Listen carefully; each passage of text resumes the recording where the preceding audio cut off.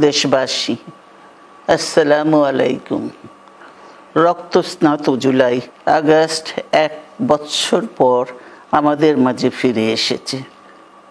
দীর্ঘ 16 বছর ফ্যাসিস্টদের নির্মম অত্যাচার, নির্যাতন, গ্রেফতার, হত্যা, খুনের মাধ্যমে গণতন্ত্রকে ধ্বংস করে এবং এক দলীয় শাসন ব্যবস্থা চিরস্থায়ী করতে চেয়েছিল আওয়ামী শাসক গোষ্ঠী। ছাত্র জনতার সম্মিলিত অভ্যুত্থানের মধ্যে দিয়ে ফ্যাসিবাদদের পতন ঘটেছে।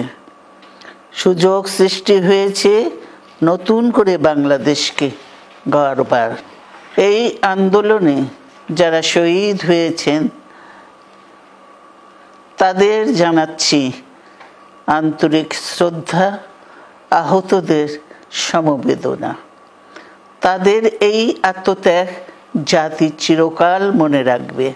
গুম, খুন, বিচার, বহির্ভূত হত্যার শিকার যারা হয়েছেন তাদের তালিকা প্রস্তুত করতে হবে। দ্রুত বিচারের ব্যবস্থা ও রাষ্ট্রীয় স্বীকৃতি নিশ্চিত করতে হবে।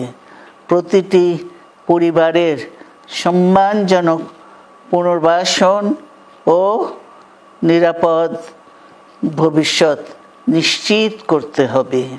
প্রিয় দেশবাসী, আমাদের সামনে যে সুযোগ সৃষ্টি হয়েছে নতুন করে গণতান্ত্রিক ব্যবস্থাকে প্রাতিষ্ঠানিক রূপ দেওয়ার, তা আমাদের দ্রুত সম্পন্ন করতে হবে। কর্মসংস্থান সৃষ্টি করতে হবে, জনগণের নিরাপত্তা নিশ্চিত করতে হবে। সর্বোপরি বাংলাদেশের স্বাধীনতা, সার্বভৌমত্বকে রক্ষা করতে হবে যে কোনো মূল্যে। বীরের এই রক্তস্রোত, মায়ের অশ্রুধারা যেন বৃথা না যায় তা নিশ্চিত করতে হবে। ঐক্য বজায় রাখতে হবে। আসুন আমরা সবাই মিলে শহীদ জিয়ার স্বপ্নকে বাস্তবায়িত করি কোটি মানুষের নতুন বাংলাদেশের নির্মাণের স্বপ্নকে।